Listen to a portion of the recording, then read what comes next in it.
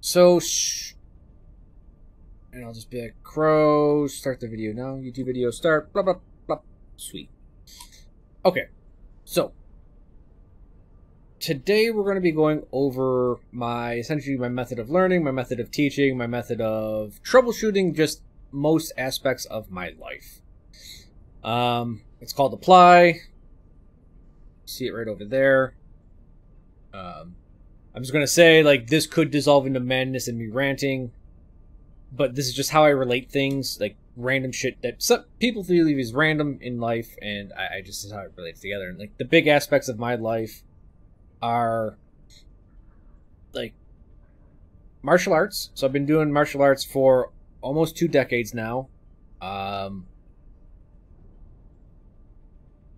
Game design stuff and gaming in general. Learning, just straight up learning whatever you want to talk about.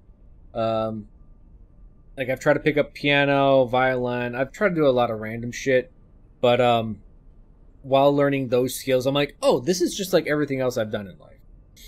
And also teaching and technically, and this is why it's like game design. To me, teaching and game design are almost identical because the way you design something well is from the ground up, and that's design, right? That's teaching. How you teach someone to do something really basic is the same way you should design your things to go at first and truly in the end as well. So basically, this is just a general way of learning overall. Sorry if I look over here all the time. I'm looking at my notes. The general idea, yeah, we shouldn't be looking at learning things differently. This absolutely infuriates me in Overwatch. If you look at fucking everyone that teaches in Overwatch, every coach, everyone who thinks they're intelligent, I'm not saying I'm intelligent, they try to treat Overwatch as something different. It's not. It's just another thing a human learns, so we should be able to apply other methods that we've learned other things to Overwatch. And you can apply it to anything. Like humans, like it's more about how humans learn rather than, oh, this is how you learn that. That's different. Oh, how I learned this. That's different. I need a different method to learn that. Overall, it's basically the same shit. At least the model of learning. While I do talk about this literally, I will be talking about this model and each layer of it. I would say don't take it absolutely literally. This is my personal method. It's not like I've sat there and I've refined this to a incredibly sharp point. There are flaws in this method. I don't know what they are, but I'm sure they're there. I'm not perfect by any means. So just don't take it as hard rules. I usually use this if I'm stuck in a rut when I'm trying to learn something, or if I'm trying to... Basically, if I'm stuck learning something and I can't really progress, or if I'm trying to learn something in greater detail. So like earlier I mentioned when I learned Junkrat, for the first 6 or 7 seasons, I played Junkrat specifically one way each season. And I didn't want to do it for 1 or 2 games. Like some people do. They're like, oh, I'll try that for a couple games. Oh, it didn't work. I didn't like it. And I'm like, no, I go full, both feet in with this one. So I played a flanking Junkrat for a season. So it's like 3 months back in the day. Then I flanked where I only shot really quickly and went back in the flank. I played long-range Junkrat, behind-the-shield Junkrat, hyper-aggressive Junkrat. I've tried to take any way to play them in silos and then play it for 3 months, see what I can grasp from that. So just overall, this is a general thought exercise, and it helps me personally, and I'm just kind of sharing it with you guys. And if you guys think it's brilliant, that's great. If you don't, cool, that's great too. So what APLI is just a way of understanding and learning things overall. It's my method of skill generation, specifically tailored for competitiveness. I developed it mainly from martial arts and Dota, but as I've done more things in lives, I've realized I can actually apply it, start teaching with it, that type of stuff. The main idea I have with this is that I just say this is a blunt thing, and it may not be true, but I say there's no complex things in life. All there is things in life where things are done simply, but there's multiple of them done at once. So a lot of stuff in martial arts, and that's where I got this idea was from martial arts, is that there'll be movements that are really tough, and you're like, wait a second, if I break these movements down, it's just 3 separate things, all done at once, which is tricky, but being able to grasp each single thing makes it a lot easier to take in, digest, and like essentially you sharpen, just like with playing Junkrat specific ways, sharpened one, sharpen the next, I go to the third thing, then I put them all together, and I get them good at all at once. Yeah. So, just like playing music, yes, Raccoon. So I use this in when I was learning the piano and the violin, and I suck at them. I can't do them at all now. I sucked at them when I practiced them. But yes, like whenever I had trouble, my piano teacher would be like, "Oh, well, you don't have to play like the chord at once. Like maybe you just play all 3, like key, key, key. You can break up the chord, or you can play the chord all at once, or you can do all these other things. And you just break up the sections and you learn them that way." Again, it's just a way for humans to learn easier. There are a couple other methods of learning like this, and I didn't know about them before I made this, but like the military uses this thing called ODA, and it's Observe, Orient, Decide, and Act. It's very similar to what this is. The big difference for me is that it comes to a point, both literally and figuratively. There's a point where you win. Like, I definitely tailor this to execution and understanding its a competitive nature and just how to get good at it.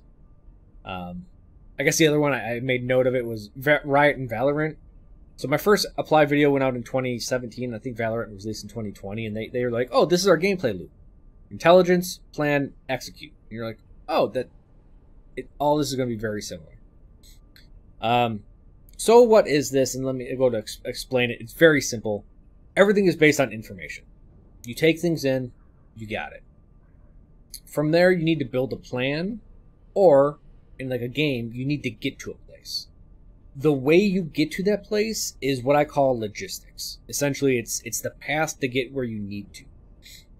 This would lead you to position, and that position it can be metaphorical or literal, is a place you need to get to, and once you're in that position, then you execute the thing you want to execute, which is action.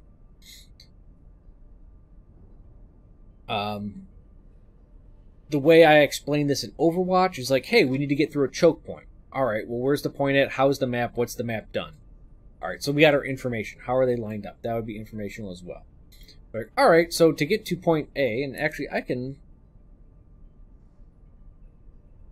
actually literally pull up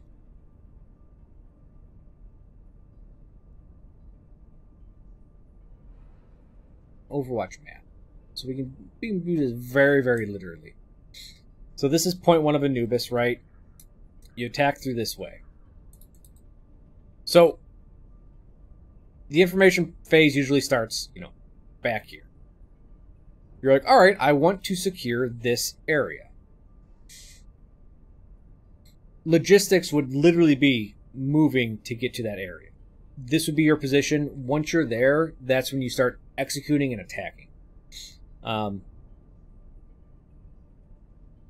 The real reason I break this stuff down and I add like that 4th layer is that because I break things down, actions can be reused, like they're modular. So if I'm talking about martial arts, I can do a hip throw. But I can do a hip throw from like fucking 10 different ways. Right? So it's all about like, okay, so I can get into a different position and do the same action. So the idea is this piece is modular, and because of that, it can be done from different positions, so we want to separate them. That way we can learn things better. That way I can just be like, bam, let's practice this technique, and then getting to that technique is a different deal. And this way we can really break things down and sharpen that skill specifically. We do this through drills in martial arts. You can do them. When I played games back in the old days, I would literally run maps forwards and backwards in Quake because I played a lot of CTF and I wanted to be a good flag runner. So I memorized the maps forwards and backwards. so that I didn't have to look. So I could still shoot forward while I'm strafe jumping backwards and defend myself.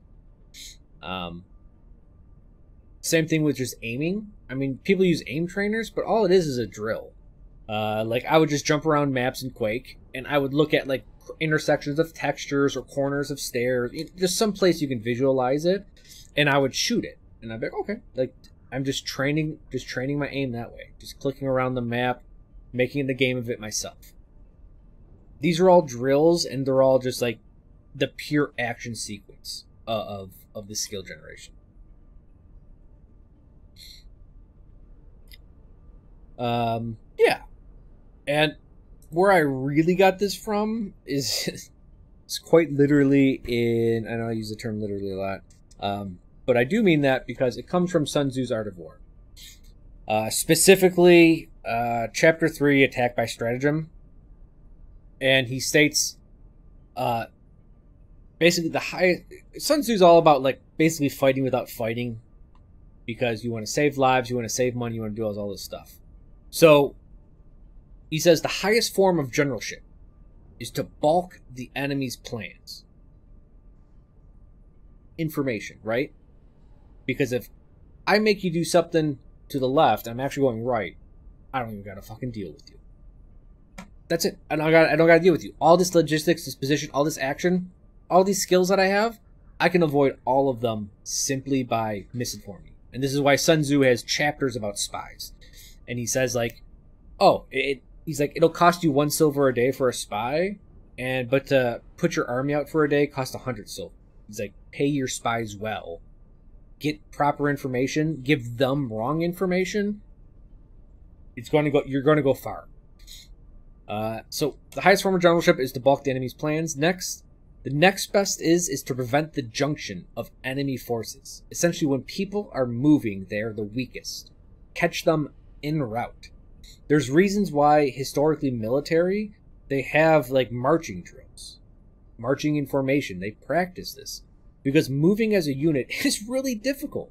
If we look at Overwatch, if your position is, like, you're trying to get to a new position, the weakest you are at is when, oh no, everything's ruined. Sorry. The weakest point you're at is when you're moving. Because when you're set up, you're strong, and when you're not committed, you're strong. It's moving that's the issue. In martial art, this is, again, literally. If someone has their hands up, they got a guard up, they're not moving too much, a skilled person is going to be difficult to attack into that. Because they're not doing anything. There's no weakness. As soon as they start moving, then they're going to be weak. There's something you can try to take advantage of. That's why a lot of things, like, they try to hit them in a fight to get them to move, and then they take advantage of that movement. So, that's the logistics phase. Positioning. Sun Tzu says, the next order is to attack the enemy's army in the field. Right? Just fucking head on. And then lastly, action. Sun Tzu says, the worst is to besiege castle walls. Doesn't really apply here, but the idea is to attack the enemy when they're entrenched and they're ready. So essentially, after they move their position and they've solidified where they're at, it's difficult to launch into there. At the same point, flip the side, when do you want to attack? When your position is solidified and theirs isn't. This also can be used metaphorically in life and in game design. And we'll get to that in a bit. I know people are like, you're talking about game design. Where the fuck does that come into play? It comes into play, trust me. Like right now in my life, it's actually really easy. It truly is. I have a career. I've settled in my career. I've settled in my position really, good. I got a girlfriend. We've been together for a couple years now. That's going well. Streaming is going well, right? It's really easy to maintain status quo. If I just keep doing the same thing, it'll probably just stay the same, and that'll be it. It's not too bad. Now, if I try to start doing something different, oh shit, I have exposed weakness. If I want to get a new job somewhere, that's terrifying, right? Because that's my whole stability is gone. Moving always opens up a weakness. That's just how it is. You have to give up your structure and your route to move. So you lose stability. And in game design, we'll talk about it, but essentially, the way you tie things together in games you'll always see, like, the easiest way to explain is there's a part of the level, and then, like, that part of the level will have a theme. And then there's another part of the level, and it has a different theme. And then there's a third part of the level with a different theme, and everyone's like, oh, this is great. But the problem is it just feels very clunky if it's not tied together properly. So the overall theme between all of the parts and how it's joined together, the logistics of the design, is really the tough part. If you can get that good, then everything ties together beautifully.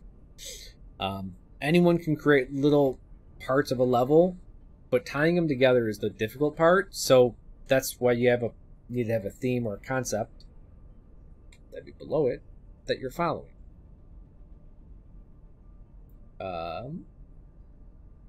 Yeah. So overall, just to reiterate one more time in a different way,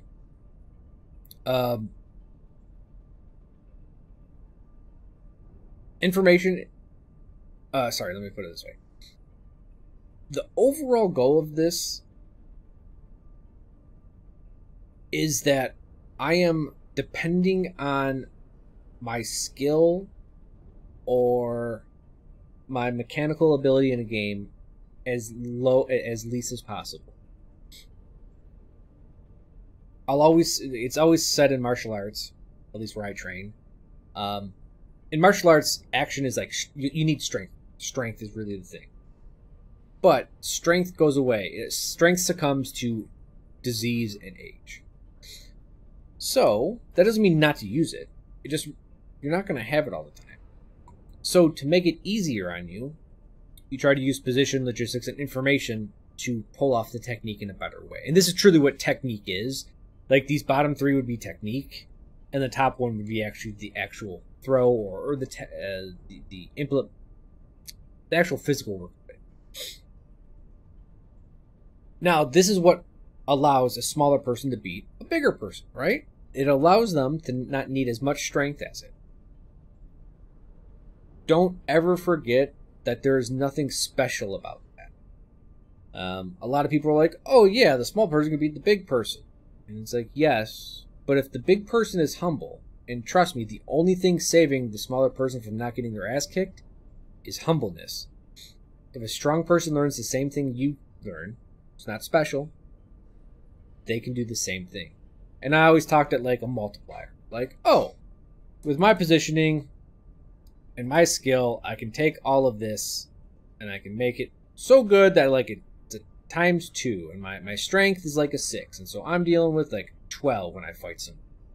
Just throwing out random shit. Someone that's really strong, yeah, maybe they're a 9, but their technique's not good, and they're a 1, and it's like, oh, I beat them.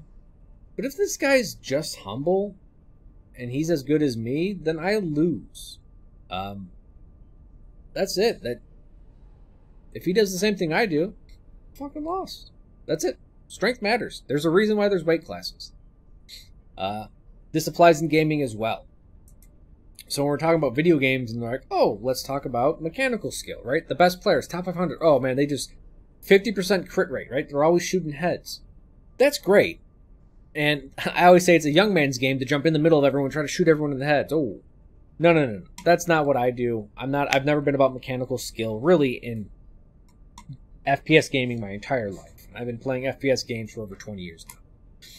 I'm more about the tactical aspect.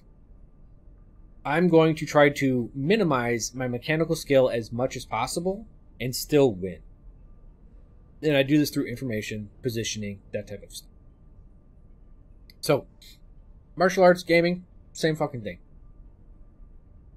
But, as much as I say this, there's a reason why action is at the top of the pyramid, and that simply is, don't neglect it.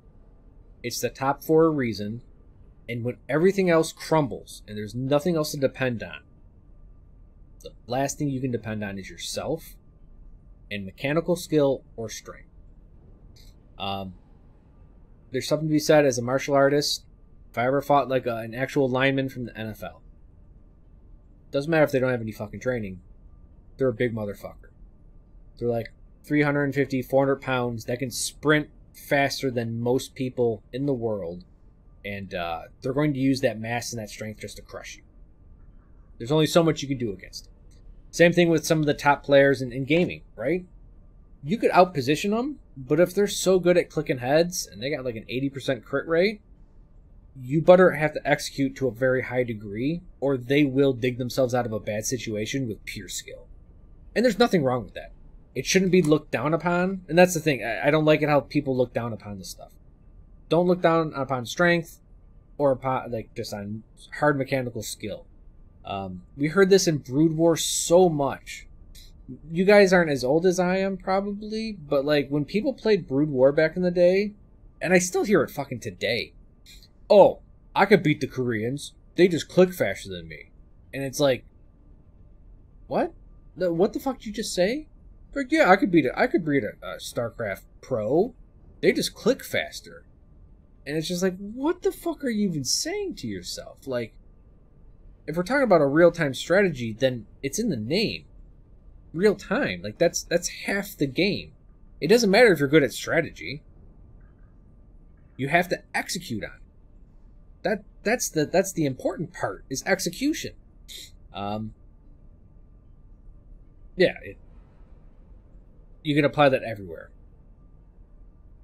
But yeah, so don't be one of those people. Let me see here, my notes. Yep. Covered all that.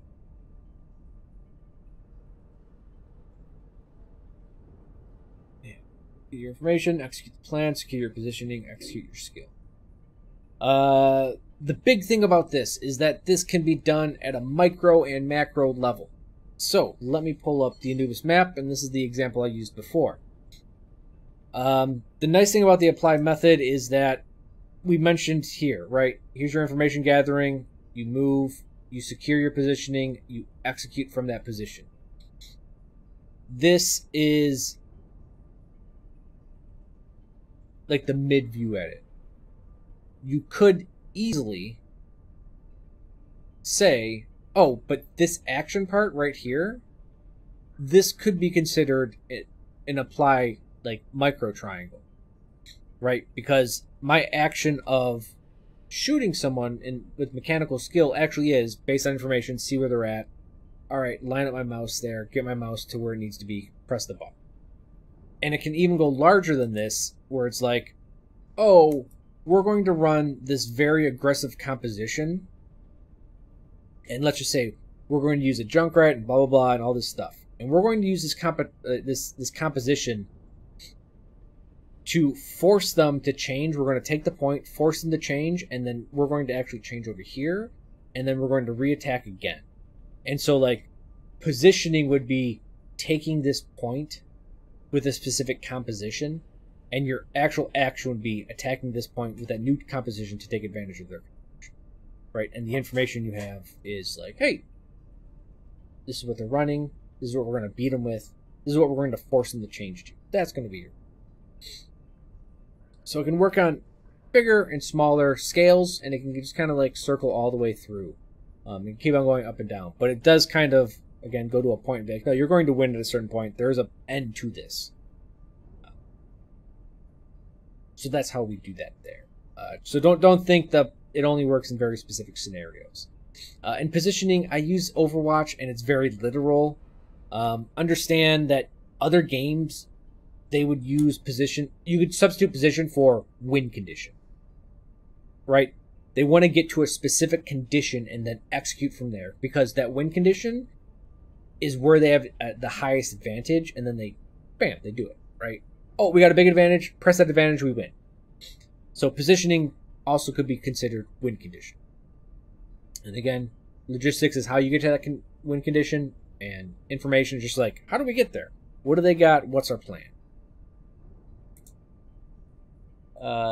And now this is where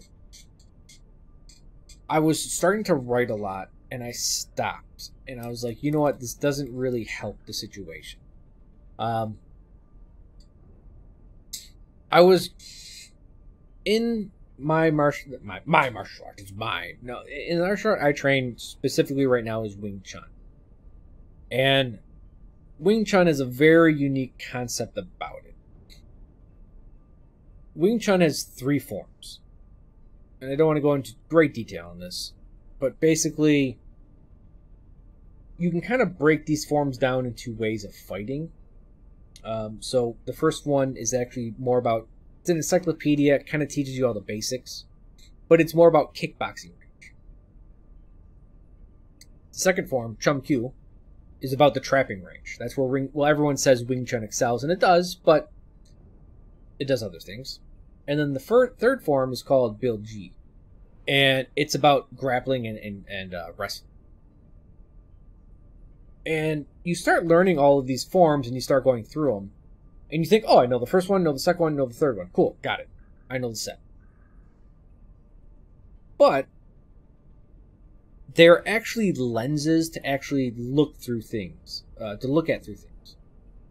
So when I learn the final form Bil Ji and I see that as a wrestling form, I actually have to take this wrestling concept and the principles it teaches me, and I have to go back to the first form and I have to go, oh, what does this look like when I wrestle? How does this change? Oh, how does these trapping techniques, how does this change when I grapple? And in the same token, oh, this grappling form, what does it look like when I apply the first form's concepts to it? And I make it like kickboxing.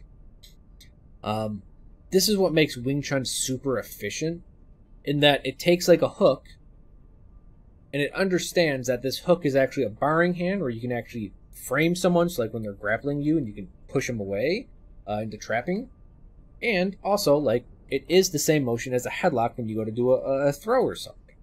And it's like, oh, okay, so this hook is now not a hook. It's just we'd call it like a mother movement.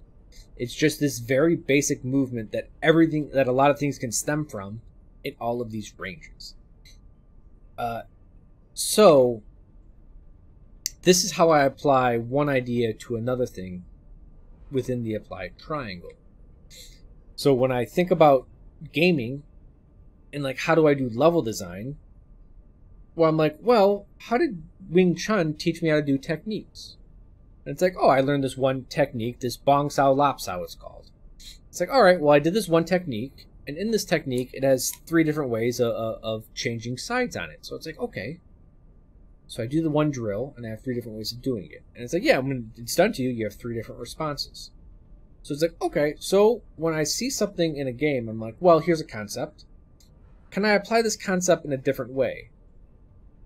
Can I change the concept beforehand a little bit, or afterwards a little bit, and I can use the same thing, but it's applied, but it's seemingly different because of what's before or after it. And that way, I'm teaching someone this base skill, whether they know it or not, and by substituting things before it and after it, they learn more about it. But in essence, it's the same fucking thing, right?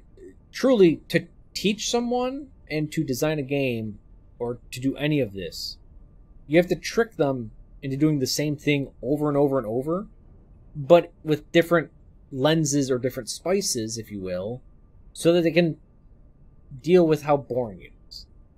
Martial arts, we have when we talk about it, we say, learn to eat bitter.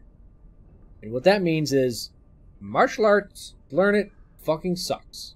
It's boring. How do you get good at it? Punch. Well, I want to get better at it. Keep fucking punching. Do it until it's so boring. You have to get through this bitterness of how boring things are to grind it out and to learn about it.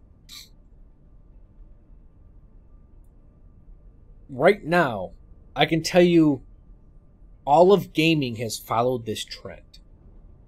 If you look at the OGs of gaming, let's just Quake,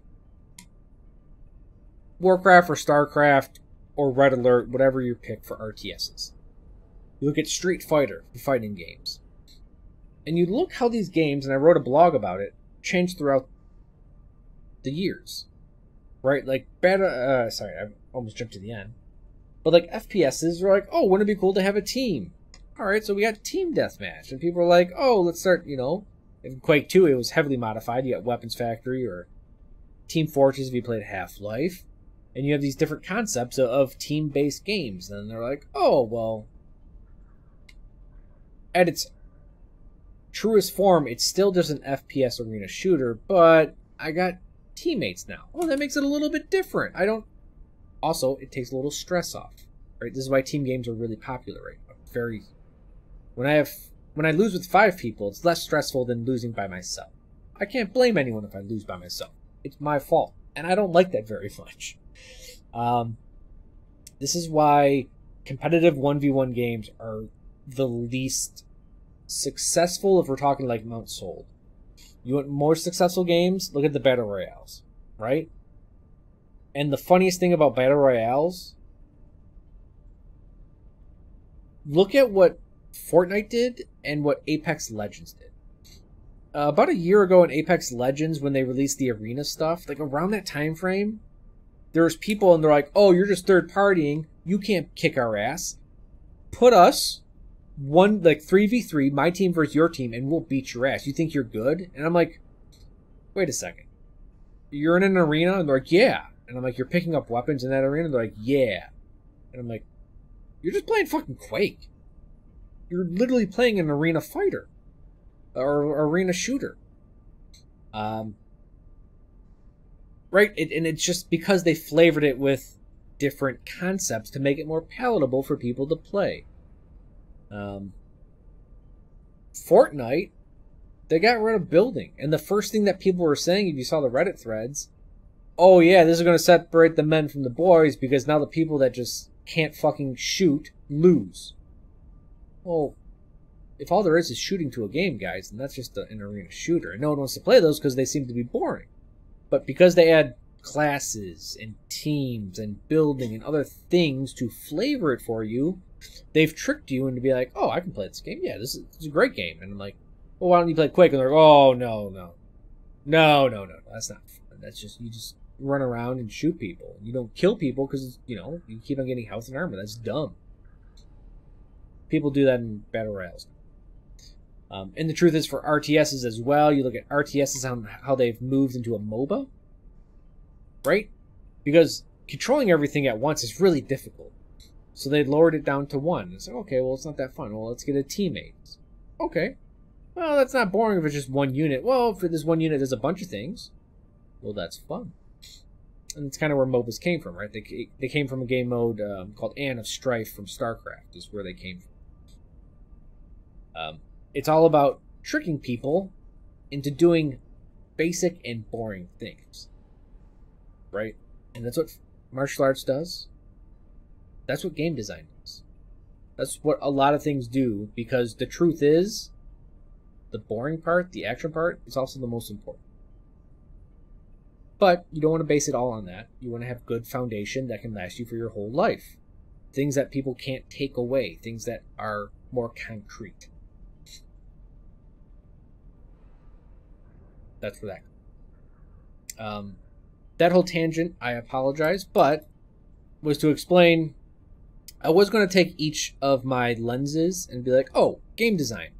What is that at the action level? What does that mean at the position level, logistics, information? Oh, martial art. What does that mean? Yada, yada, yada. And I started listing it out, and I was like, this isn't going to help anyone. It doesn't really prove my point. Again, I use this as like a troubleshooting device, so when I have an issue looking at a game, I can pull from music or martial arts or something else in the same fashion. And I was like, it just, listing out all this stuff would just take a lot of time, and it's not that good.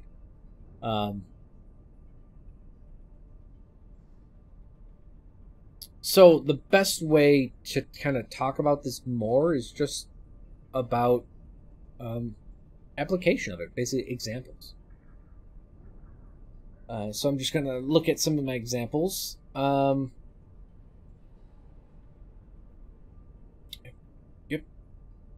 Talked about this. Talked about that. Okay.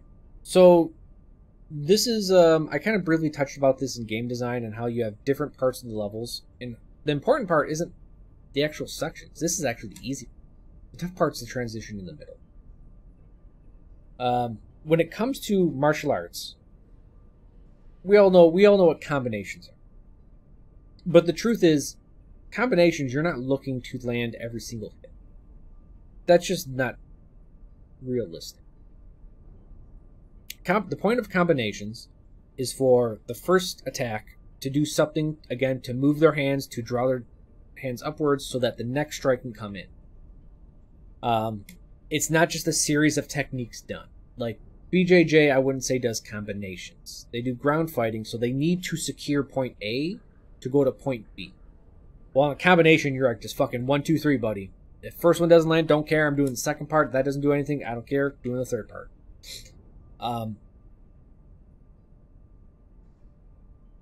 What makes combos better or worse is that they set things up, one, in the opponent. So I attack you high, and then my next strike is low. Or they do things like, when you do a cross, you inherently open up one hip to get more power into it. And by opening up one hip, you actually allow yourself to kick. So you'll see a lot of crosses into a kick as a combination. Because inherently in your own body, it's following the flow. So this is really important when it comes to game design, just so that you're not just throwing random shit together. You're not just be like, do thing A, stop. Do thing B, stop. The stopping points should flow into each other. And that's like a good combo, if you will, right? Because it more naturally flows together. It's not just something lame like stopping.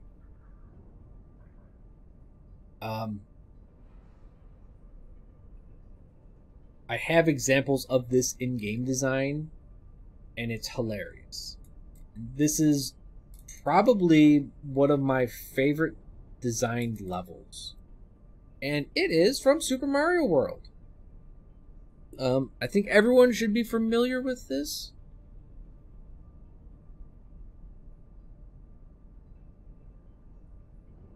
And maybe they're not.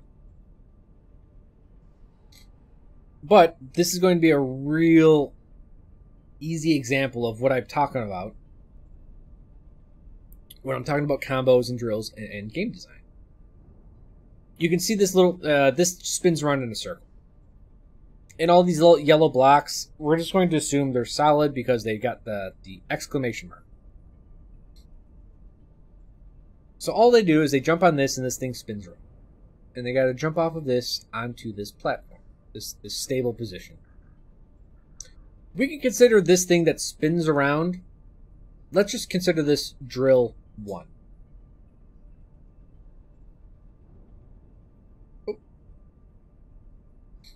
Now we get to this part.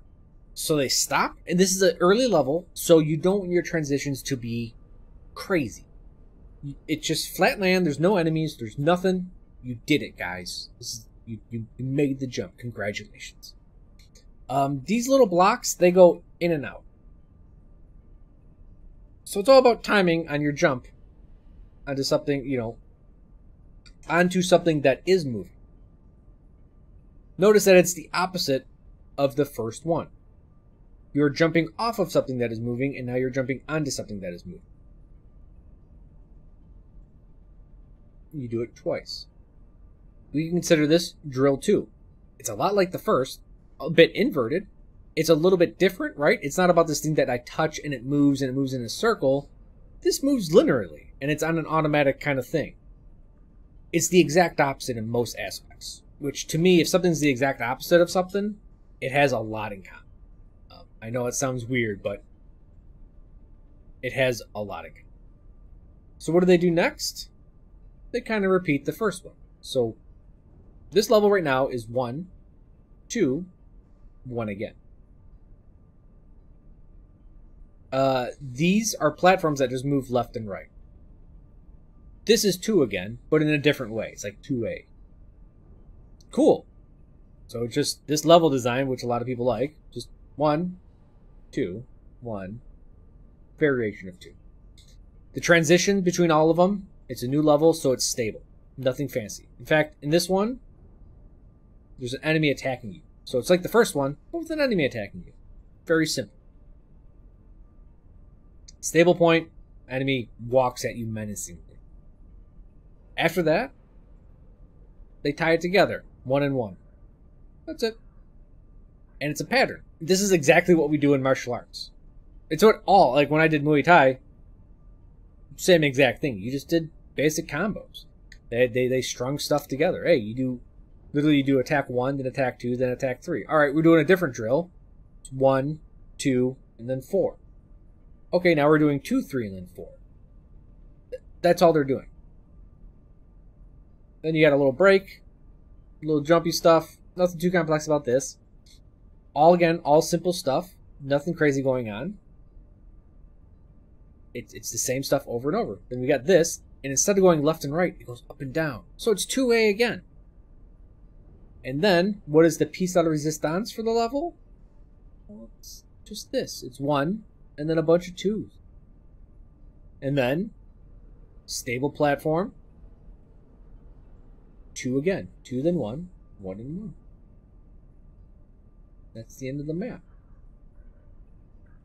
You see, all it is drills. It's different drills linked together. Now, my teacher's teacher was very good at teaching Wing Chun, and what he did is he would apply these drills, and you learned like 10 of them. And the purpose wasn't to learn each drill and do each drill individually. The truth was that all drills tied together. They all came from the same point.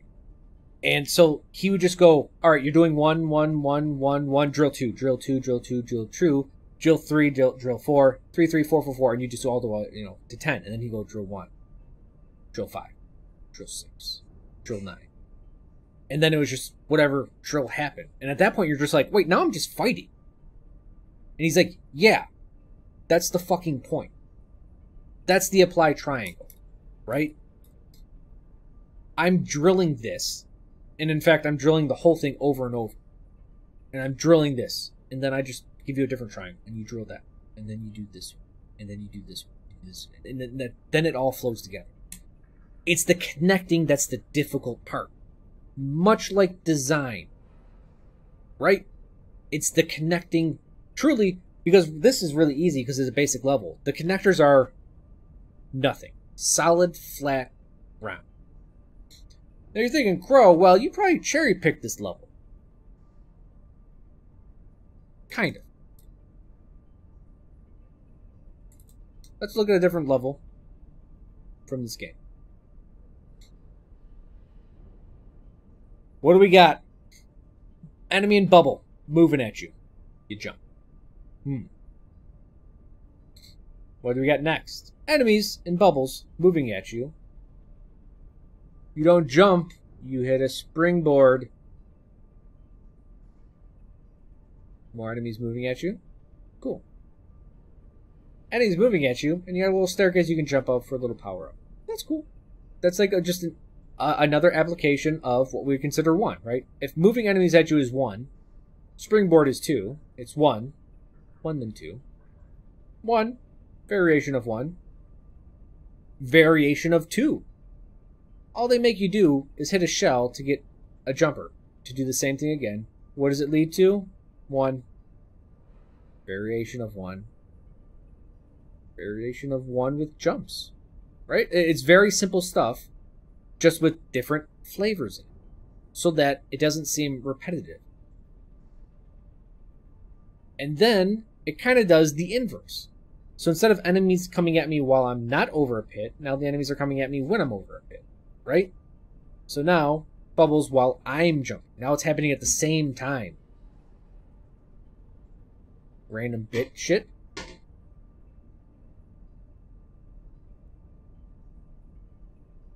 It's more bubbles at you and then enemies. That's it.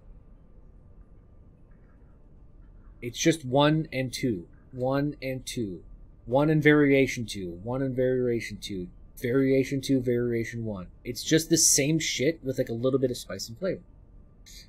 Alright, Crow. We get the point. No, you don't. We go to the end map. Bowser's level. Not Bowser's level, but a level in Bowser's level. You're never gonna fucking guess, guys. Rock Boy throwing shit at you, jump in lava. Oh, also, I guess I didn't really talk about in the old one, the transitions, basically, they get a little bit seamless. It almost looks like they're tying it together just immediately, right? Most of the ties in this are jumps, which means pit, so it's death. Football guy is 1, chucking a rock at you. Jumping on thing in lava is 2. 1, then 2. 1, 2, and 2. A little bit of a variation. Something in your way when you're jumping. You go up a vine, you come down. I would consider that a variation of 2 a little bit. But then it literally is a variation of 2. Variation of 2 with an enemy. Oh shit, variation of 1 while 2 is happening.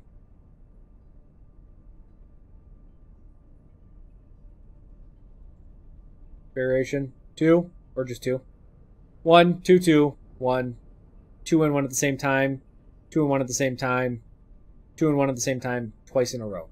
Notice here, like, the drills are tied together directly. They lead right into each other, and that makes it a more difficult level. Basically, if you took this concept and you put something stable for them to stand on, that would be the exact same thing, but the level before it, so it'd be easier. Yeah, when you start breaking these down into drills, it looks so fucking stupid. And Super Mario World is one of the greatest games ever created. The best part about all of this, and I learned this from martial arts, and I started looking at this in Mario, and I think it's true for a lot of really strong level design.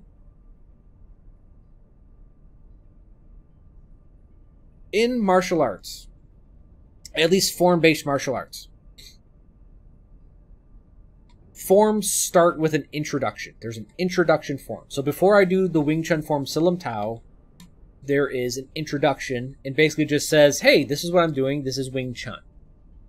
And the introduction form, the longer you learn a martial art for, you realize the introduction form is everything the style does compressed into just a very few movements.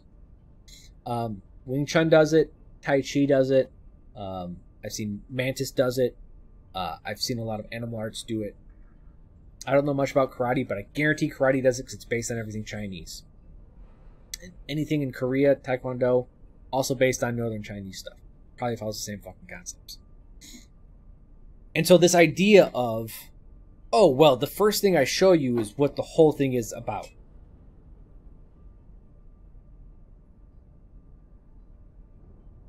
This is this entire level. That's it. Right? And it truly is. That's what it is. Hey, guys in bubbles coming at you, jumping while it's happening. That's the whole fucking level. Right? The intro, the first thing you see is the entire theme of the level. This level, really verbatim. That's exactly it. So, what does this have to do with APLI? Well, you're onboarding people. You're saying, here is a concept. I'm giving you information. Here is the very basic form of this concept. This level is going to test you in this concept because I'm going to take this idea and I'm going to take different variations of it and throw them at you in different orders, and then you're going to beat the level. That's level design. That's it.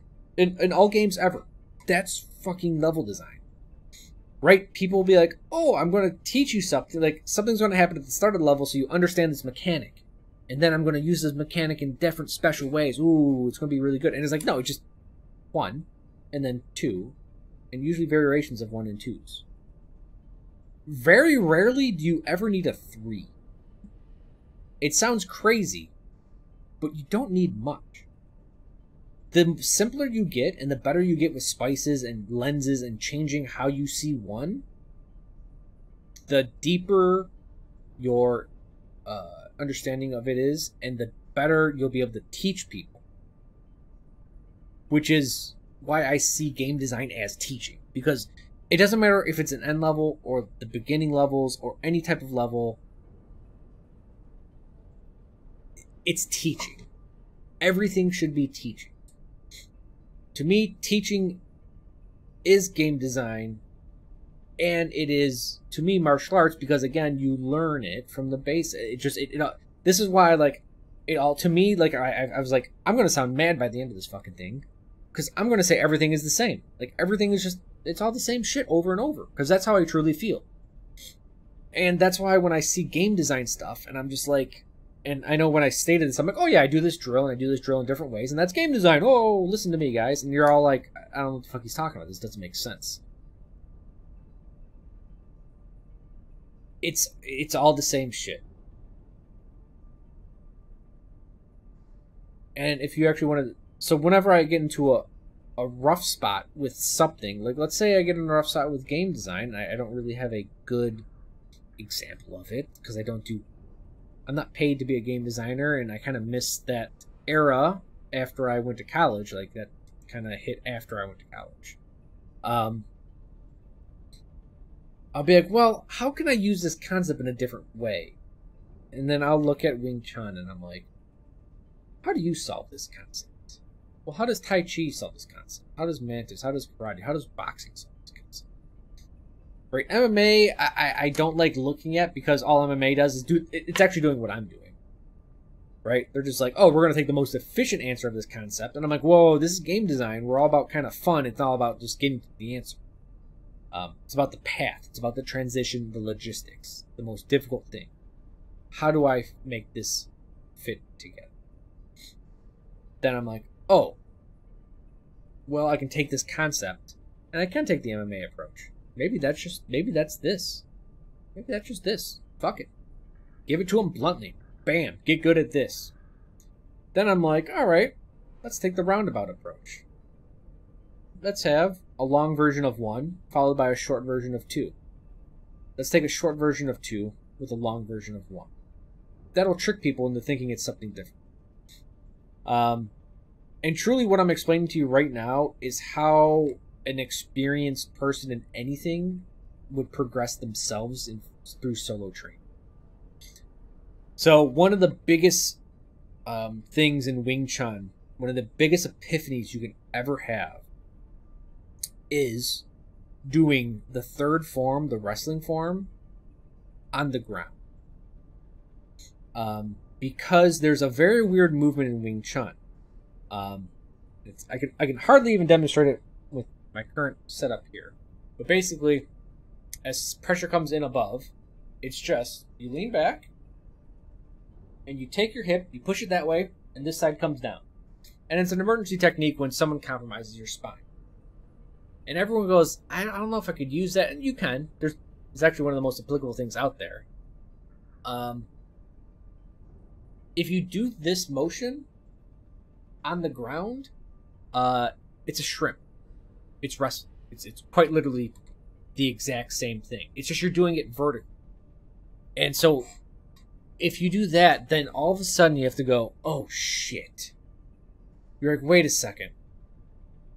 I have to take everything I learned upright and transition my center of gravity. How does my center of gravity change when I'm on the ground? Okay, well then, how do all the techniques I've learned in Wing Chun work on the ground? And my teacher does Brazilian Jiu-Jitsu. There are a lot of people that do Wing Chun. I should say, I can't say a lot. I know in the UK, there's definitely very talented individuals that do BJJ and Wing Chun. And they've been in talks with my teacher, and they just go, yeah, it's the same fucking thing. And truly it is. It's hilarious that people kind of talk bullshit about the Chinese arts, and it's just like, oh, fuck, like, you guys are doing it. It's just that as a solo practitioner, you have to see one thing and be like, okay, how do I transmute that into something else? And that transmutation process, that's design. So if you can transmute this, what we're looking at right now, minorly into different things, you got it. That's all there is to it. And I'm sure if I look at other, like, I'm trying to think of another really well-designed game.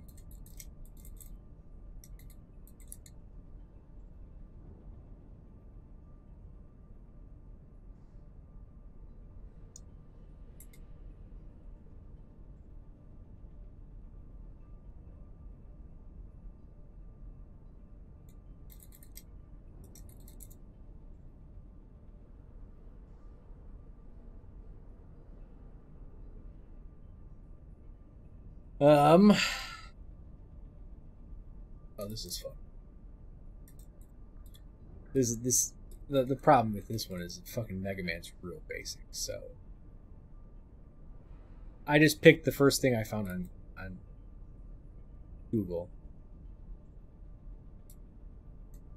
This and Mega Man, it's and music drills are really the same thing as well. Yeah, do finger, yeah, like, all right, do the A chord. At least when I did violin, it was like A D.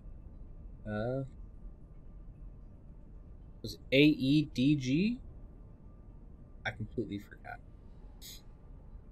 But it's like, okay, do one. All right, do one down here. Do one down here. Do up here.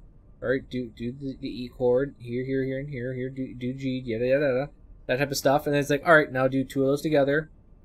And this is when I said there's no complex things in the world, just doing multiple simple things at the same time. Mega Man is super basic. It's really fun. But I mean, like, look at this, guys. Like, this is going to seem real fucking... When you step back and look at these levels, people have already said it. It looks so stupid. Like, this is embarrassing how easy it is. 3 bats, bunny. Alright, cool. You gotta go up you gotta jump a little bit. There is a platform. 3 bats, and then bunny. Okay. 4 bats and bunny.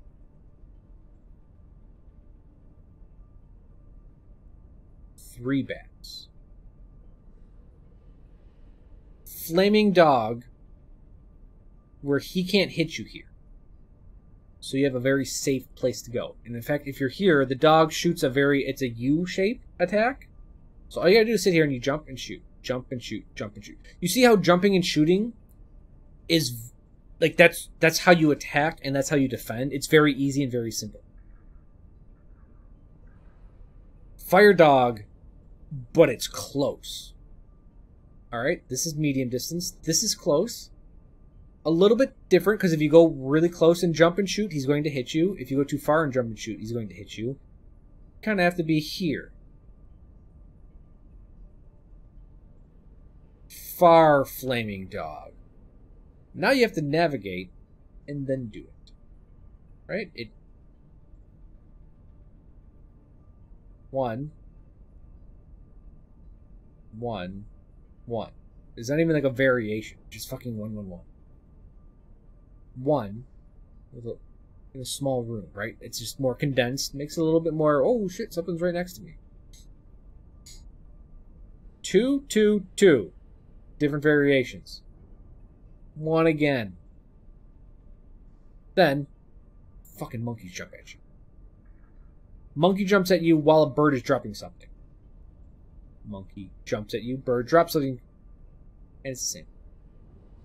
Right? Very simple.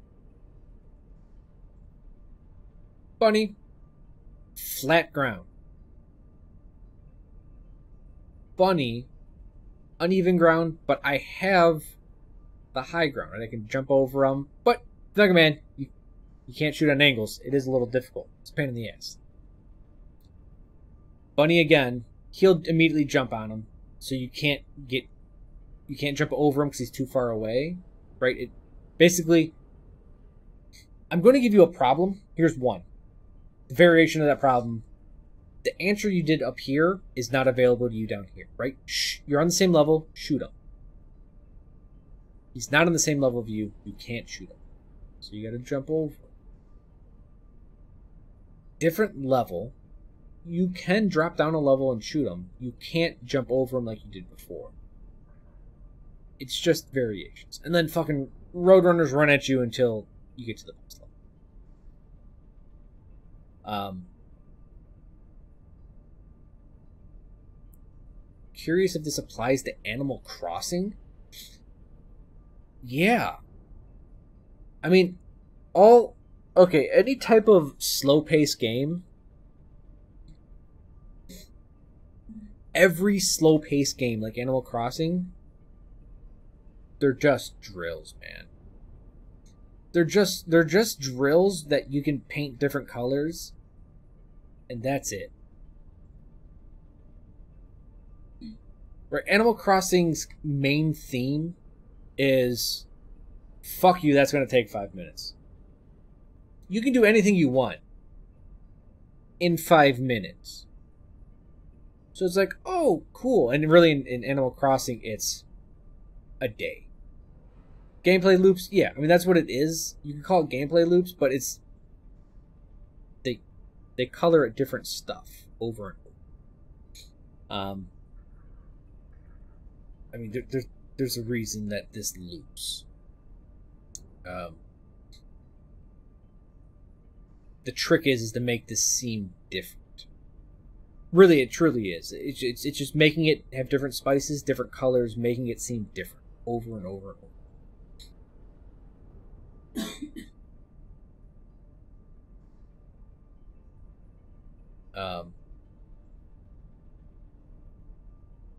We're gonna ask, how do you talk about this when it comes to games like Overwatch? I mean, map design is kind of that way. We've talked about map design here before. And, like, I told you how all 2CPs are made. Not 2CP. Actually, it would apply to 2CP as well. How all of these maps are made. Right? Every single King of the Hill map, because we want to allow more things to be viable, we have to allow some of the same scenarios in most cases. So, my genius is all finally Overwatch recognized. maps follow this simple rule. You have a main path. You have one side that is open, meaning you can see people go towards it, and it's open to the area the entire time. So, this would be the open area, right? This is the high ground. When you're here, everyone can see what you're doing. And then, the other side is closed, right? If I go right, it's closed in. There's only one way in, one-way choke points. We look at this map. Main path. You can go open the whole way around. You can go to closed, the near path. What happens here? Same fucking thing. Open. Bam. Remember, this is all open. Go right. Closed. Every single map in Overwatch does this. Here's King's Row, everyone's favorite map. Closed. Open. Open. Into a closed. And that's where the variations start. But every map usually has open and closes. The ones that don't, you'll realize, people fucking hate. How about Junkertown? If you're back here, the map is always open. People are like, oh, but you could flank here. Ah, you're going to get shot there. You can kind of go in here, but then they just move over here and you got to go open, high or low. Things that break this open and close rule feel real shitty. But that's every map. That's how I would think about it in Overwatch terms. If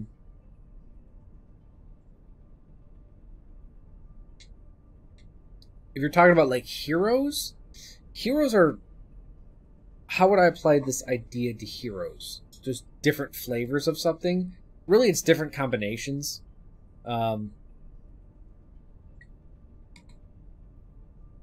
Sojourn and Soldier are good examples. They just flip their primaries a hit scan, secondaries projectile. Right. Primaries projectile, secondaries a hit scan for Sojourn. You can just take very basic concepts and you're like, oh, this hero does burst damage, this hero does consistent damage, and everywhere in between. Oh, this hero has a little bit of burst damage, mostly consistent. This hero has a lot of consistent damage, a little bit of burst damage. Hero is, good on the high ground, not good on low ground. This hero is good on the low ground, not on the high ground, and then everything in between. Fighting is also the same process. Scout, rotate, set up, fight. Yeah, I mean, yes, yeah. So, literally, if you're using this is what my whole thing is. Information is scouting, understanding where the enemy is at. Logistics is saying, all right, boys, based on our information, here's King's Row. Based on our information, we want to take this ground specifically. We want to get here and shove them back in the choke point because our plan is to have someone come through here and basically hammer and nail, or hammer and anvil. So, information is back here. Understanding what's going on, scouting. Your logistics is getting to this place that you want to get to. Here's your position. Your actual execution is hammer and anvil. Right. Put them into a corner, fuck them up. And I kind of briefly mentioned this before. I mean, each one of these can be kind of broken down into smaller triangles or bigger triangles. Fighting is always the same in that aspect, yes. Basically how I play Overwatch every single time. I go, where's my team doing? Okay, Crow. Counter-rotate. Counter-rotate through the closed angle. That is 95% of the time what I do. It's really effective. When this stops working, when my team goes in this way, I go, okay, new plan. Going here, shelling angles. I get here, I shell the angle. I go here, I shell this angle. Right? I help my team slowly close off and choke them. That's that's probably like 99% of this. What if the information changes and the most optimal strategy isn't pushing them back? You just break that triangle off and start a new one. Right? If you're like, I want to go here, and then you start doing your logistics stuff, and you're like, oh shit, everyone's up here, this is useless. Then it's like, alright, well, we've drilled this in. Plan B, whoop, go this way, or whatever your plan is, right? Essentially, you're walking up this. Okay, Control R rotates that. Sweet. You're basically just walking up this, and before you can get here, you're like, change of plans. Start all over. That's why I say don't take it too hard and too literally. Like, yeah. You're like, oh, new information. I need to readjust for this. If I don't readjust, I lose. Or maybe you're like, oh, no. With this position, it gives us a strong enough advantage. Or it's a moot advantage, and I'm going to press my luck. Guys, we're better than them. We're more skilled than them. Let's take a little bit of a less advantageous positioning, essentially a bait, make them commit on us, and let's just outskill them. Completely viable, right? There's nothing wrong with that. As much as this says, like, make your position as strong as possible, if your strength is strength, then boil it down to what you're best at. Make it a brawl. Right? If I'm... there's a concept in Wing Chun that says If you perceive you are stronger or more talented than the opponent, break center immediately. Don't fuck around with fancy techniques. Don't do anything. Don't play with your food. Don't do anything. Don't try to do anything crazy. Break center. End it. Use your strength. Overwhelm them. Use your technique. Overwhelm them. End the fight as quickly as possible. The more you do fancy stuff, the more you have to go around and do crazy shit, the more likely they're going to beat you. You're just opening yourself up for useless shit. But if you're weaker than someone, you do go around. Water does this. Be like water, right? Quite literally, be like water. If water hits a rock, what do? Well, what does water do? If water is stronger than it, fucking takes it along with it. Pushes it right out of the way, doesn't care. Water stronger, head on, it wins.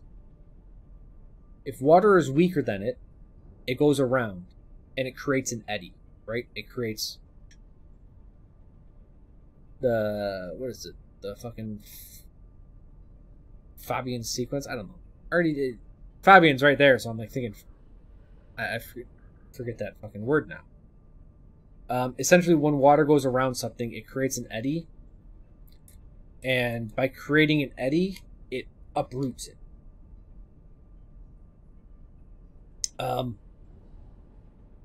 Fibonacci, there we go.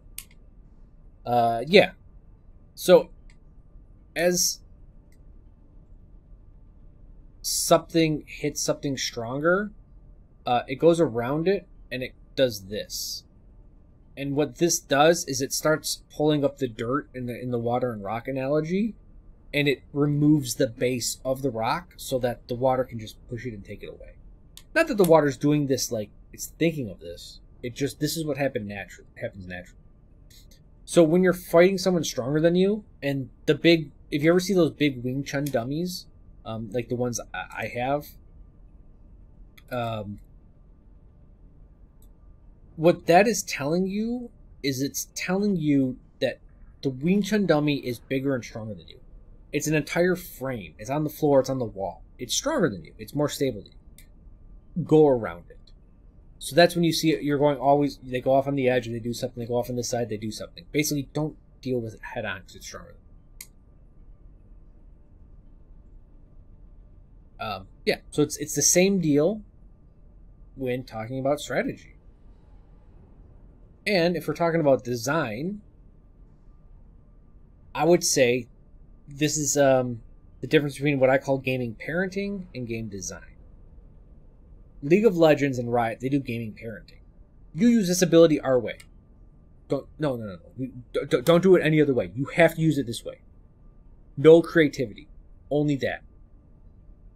Overwatch kind of does that. At least Overwatch 1 definitely does that. Overwatch 2 is getting away from it. We're like, oh, yeah, they got a Tracer. You have to go McCree. And you're like, but I want options. That's not fun. If I have to do what you tell me, then you've told me the answer. A solved game is a bad game. Even with execution, if the game is solved, it fucking sucks. And I know people are like, oh, well, you get diversity and composition by different maps. I don't give a fuck if I go to a different map and it's a different answer, but I always have to do that one answer. That's not fun to me. I want to do what I want to do on any point in time with anything I want. And I get there's going to be less and more efficient options, but options shouldn't be stripped away. So when we talk about game design, if you're like, oh no, we don't allow brute force here, that's fucking dumb. You may not support brute force, but it should be an option, right? You want as many creative outlets and as many different things as possible because that's fun. That's creative. Martial art. I consider game design an art. Music an art. All of this stuff is an art. As soon as you put restrictions on art and rules and say this is what art is, it essentially doesn't become art. It just doesn't. You lose expression. So when we talk about game design, it's kind of like it inherently requires you to have openness and creativity and expression because it's all an art. Same thing in martial arts. And here's the thing, people are like, oh no, but there's a more efficient way to fight. Yes and no. You can find some guys that are so good at fighting, they can do whatever the fuck they want, and they're going to beat your ass, and they're going to call it whatever they see fit. And there's nothing you can do about it. Like my teacher always said, he's like, look, I'll teach you to throw someone into a fucking garbage can. And if you seriously train that way for 10 years or 5 years, when you get into a fight, you're going to throw someone into a goddamn garbage can or the closest thing to it. So it's all about expression and all this other stuff. Everything I do in life, almost everything I do in life, I'm in IT. Expression goes a fuck away for that. I'll tell you that much. Maybe this technology should work that way. And you're like, no, Crow. That's not how networking works. It's not very expressive. It is. So most parts of my life, that expression, that creativity, it inherently needs to be there. And I just, it's so inherent to me that I don't even, like, I almost wouldn't even said this if you guys didn't mention something. I just forget about it.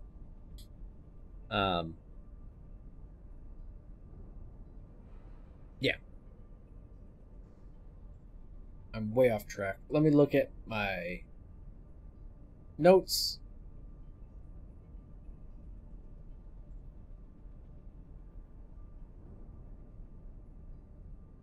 Oh, another thing about design, I apologize. When we're looking to balance things, the best things in the best example, by far, is Ana's ultimate in Overwatch got nerfed way back in the day. And what did they do?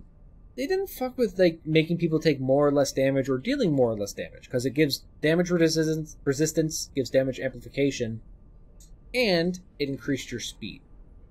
So when we look at changing how an ability works, you can use this triangle, because it's like,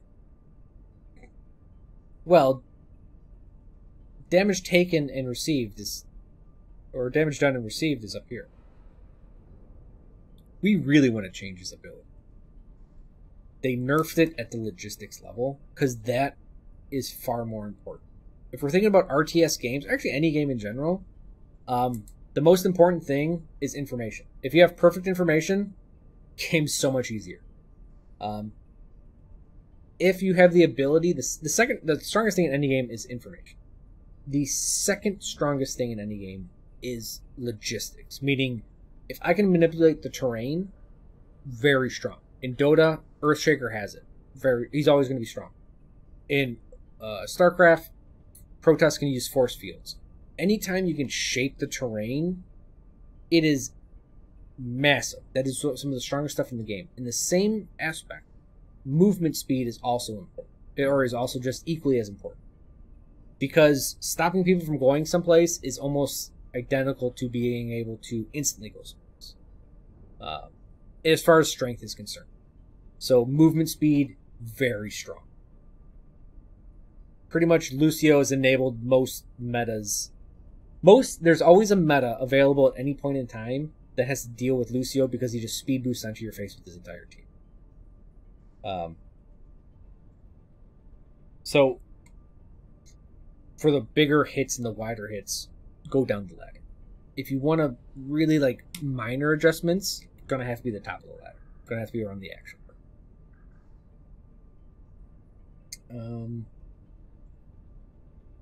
We talk about the most consistent way to be skilled because we want to depend on mechanic or strength at least. At the same time, don't neglect it. Yeah.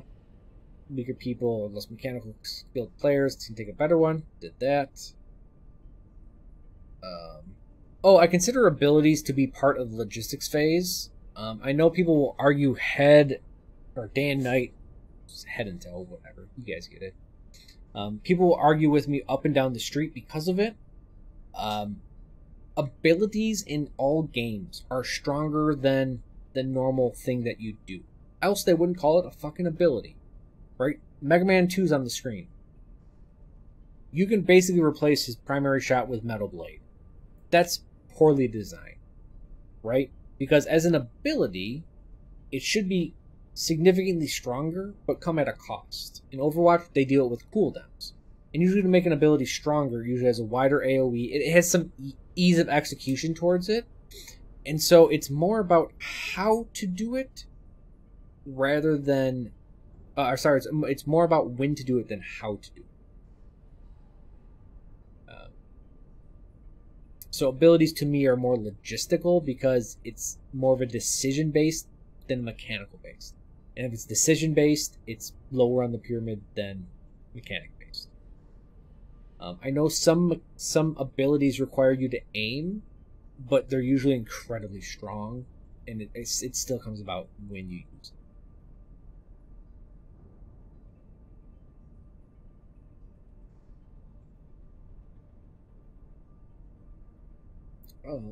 That's actually pretty much it.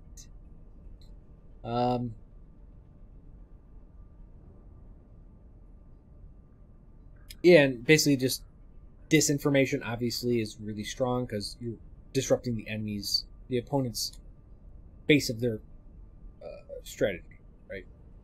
Hey, we kind of talked about that. I already talked about that. I guess I talked about Sun Tzu and how to pay spies to deceive the enemy, because if I'm like, hey, defend point 1, and they're like, oh, we're defending point 1, and they're like, oh, actually we took point 2. And they're like, wait, oh, you can dodge everything with that. Not enough misinformation in Overwatch. There is no deception in Overwatch. I actually want to do a blog post about that.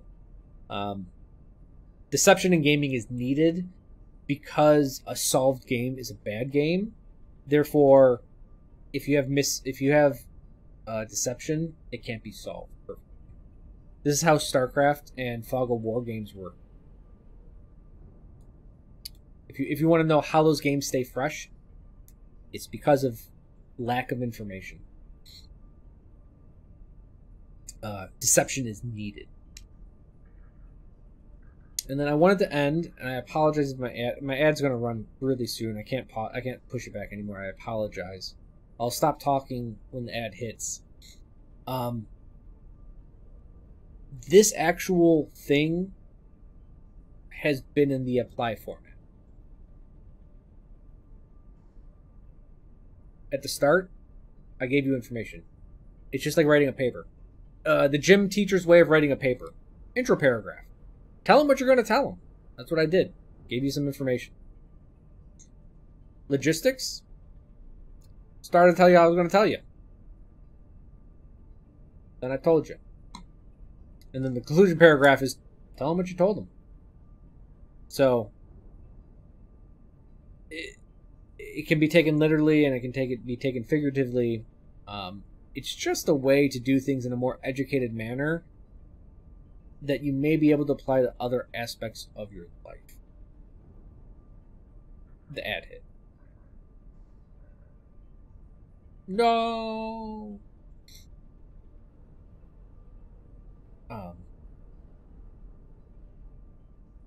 Shit, jump scared. An ad. So we're gonna, if you're seeing the YouTube video right now, I'm forced to run ads on Twitch. So right now, like, a good part of my community can't see this. So I'm kind of gonna mumble a little bit for another 2 minutes and 20 seconds.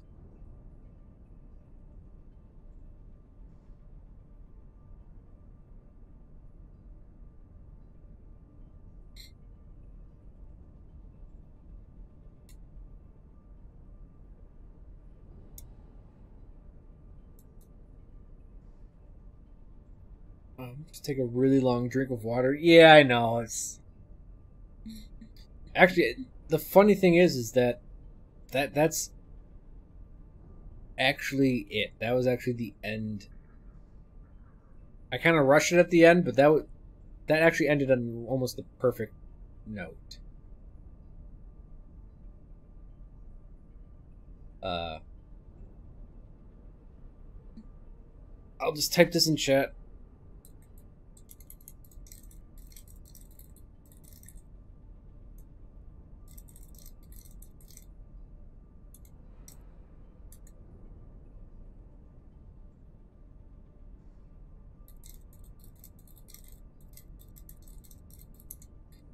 So if anyone has any questions, please ask them. I typed it in chat. I said, hey, if anyone has any questions for those who have ads, I'll take questions now, essentially. Can't answer them until the ad's over, so we got another minute.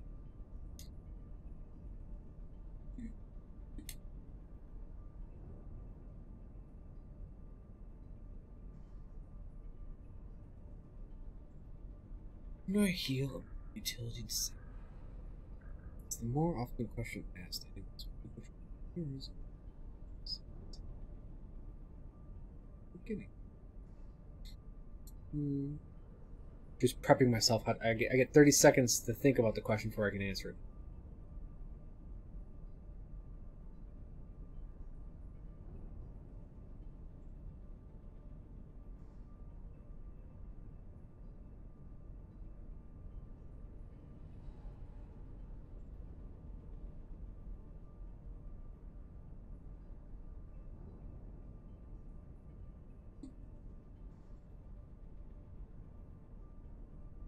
Okay. Alright, ad's over. We can now start answering the questions. I didn't really talk at all during the ad break. So, first question. When do I heal / utility / disable? Is the more often asked question anyways when people try to learn heroes and get better. At least this was my experience when learning heroes and getting good at the beginning.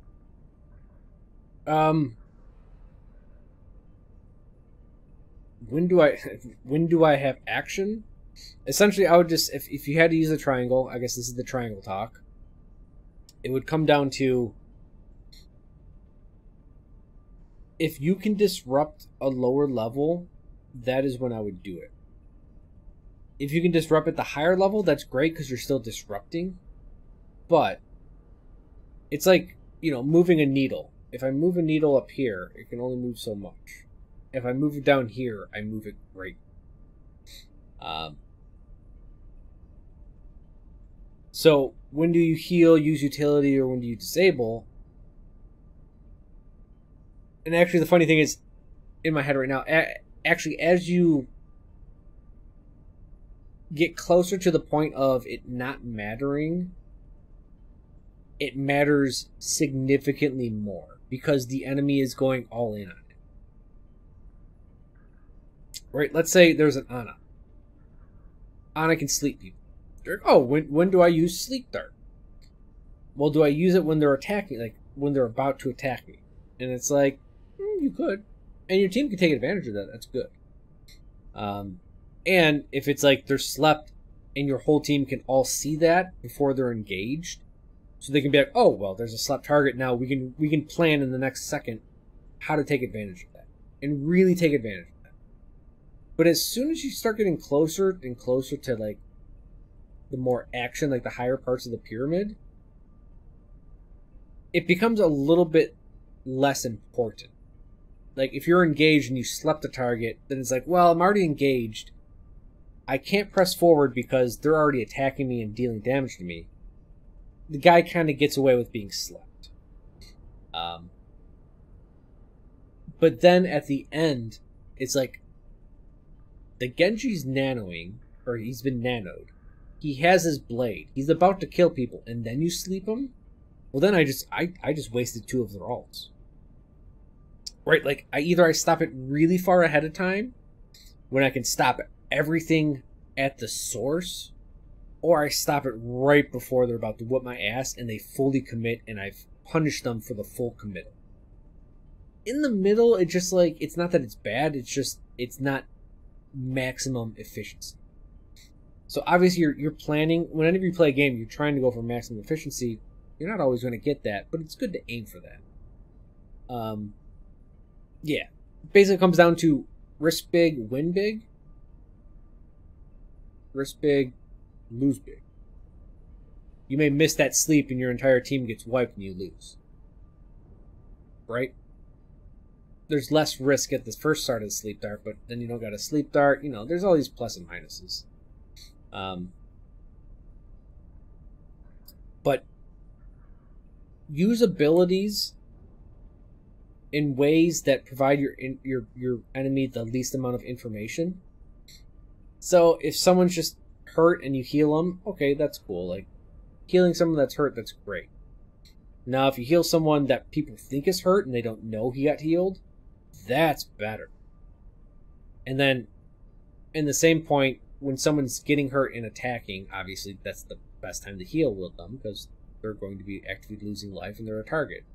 So, like, again, it's the extremes. It's like, I do something they have no idea and I've misinformed them, and that's great. I did it at the other end when it's like super critical and everyone can see it and it's very obvious, but it's the right thing to do anyways. But there's nothing wrong with doing it in the middle. Like, you're just healing a guy? Nothing wrong with that. Everyone knows about it? Fuck it, who cares? Like, supports heal. That's what they do. Not a big deal. So yeah, I mean, just... And the real answer is fuck around and find out. Use your abilities early. See what happens. You're giving the enemy information. They take advantage of you because of the cooldowns and other information they gather from you. I used it late. The guy died. Shit. I used it right on time. The enemy had to fully commit for it. We got some extra kills because of it.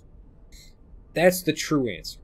The true answer is I can't tell you the exact perfect time to do things. I can kind of discuss it vaguely like I'm doing now.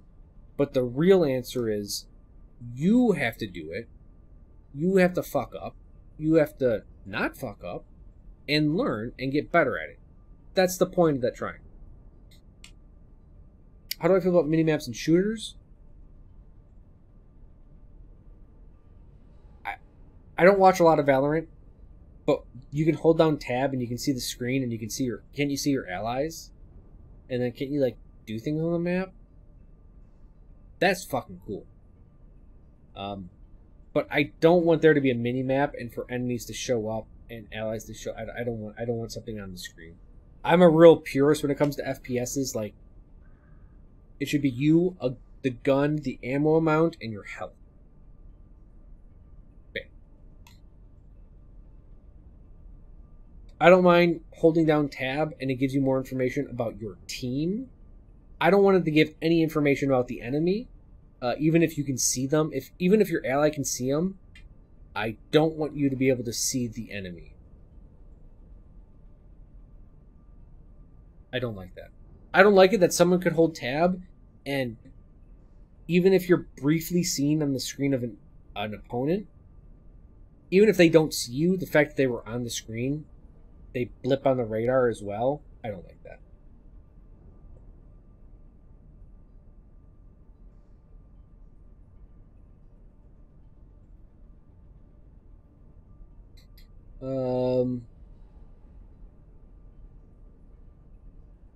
I think we're going to ask, would I ever do another pro review? Not really, unless like something really crazy comes up, and then maybe. But it would be a little bit of a less committed form of it, because before those took me like 10 hours to go through, and then I went over in 5. I don't have that. Like, man, I barely even stream. The only reason I did this stream is because Shtick has a meeting tomorrow where he's talking about it.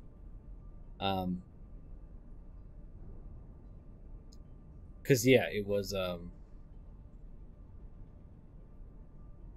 worked. I worked. I took a nap because I worked so much, and then I got called to do more work, and then I took a shower and I started streaming. But yeah. Yeah, if there's a game that's really, really good and you're like, this was a really close game, I don't know why they won, we can talk about it. What about viewer reviews? So I don't mind doing viewer reviews. No one's submitted them because I haven't done them in so long. I get it. That's my fault. Maybe in Overwatch 2 we'll start them again. The problem is I still do enjoy playing Overwatch. So my issue with viewer reviews is some days this is the thing I can do for fun, and that's it for my day. And I'm selfish and I want to have fun and enjoy myself. So I'll ironically play Overwatch.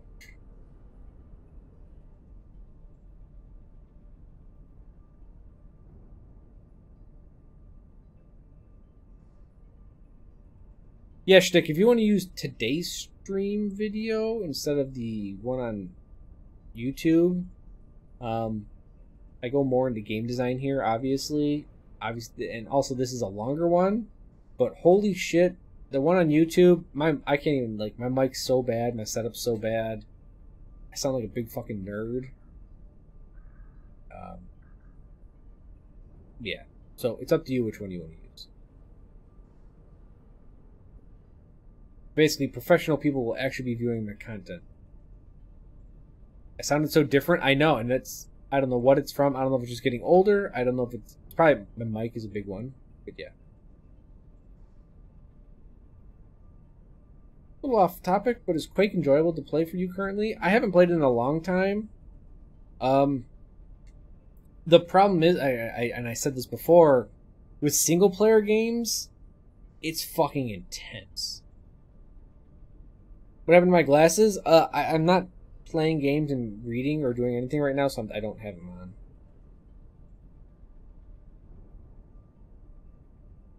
on. It's hard for me to talk during Quake because my brain is going faster than my mouth ever could. That, and I feel like it's repetitive, which isn't bad, but after, like, if I let's say I streamed Quake for like 2 months and I got good at saying what I'm thinking, it would just be the same shit. And it would honestly be the talk about rock hitting water. In Quake, if someone has control of the major items, Mega Health and full stack of armor, then you have to go around them and get the small stuff and buy time and find openings. If you're the guy with the high stack, you want to fight and crush them, right? If you have more strength than them, break center. If not, go around. That's Quake. That's it. You have to go around the outside of the map and get the minor items while they dominate the center of the map and get major items. And you have to find little openings to win. What could make Quake have more variables in a healthy way? I think they're doing a pretty good job with it right now with heroes or champions, whatever the fuck they want to call them. The truth is you don't have to add stuff. Like, simplicity is best at times. What Quake has is brilliant. All of their weapons cover all of the weapons you could ever create, more or less. They got slow projectiles, fast projectiles, burst, like hit scan, tracking, all that stuff. It's going in. It's such a good weapon diversity that if you played Quake and got really good at every single weapon and learned how to fight every other weapon, you would understand how to play Overwatch for all heroes. You're like, oh, I got a shotgun. I'm going up against a sniper railgun. How did I do that in Quake? Well, I can do that in Overwatch.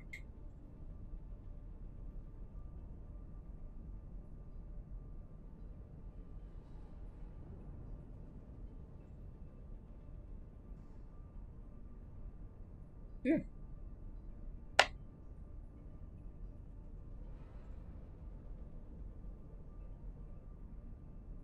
Here's hit scan, here's hit scan tracking. Yeah, it covers everything. And that's actually something we could have covered. It covers every aspect, just like with design. It basically says, what are the different ways we can have a weapon? Let's have a weapon that encapsulates that entire idea.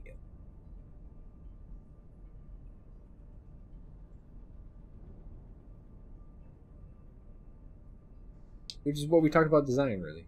So, okay. That is going to be it. Shtick, I hope this helps you.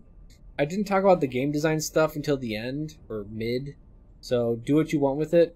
I hope it assists you and your team and whatever in some sort of fashion. But basically, it's a simple premise, and I just apply it to everything to help me learn and troubleshoot and get better at things. Almost as good as the mastery.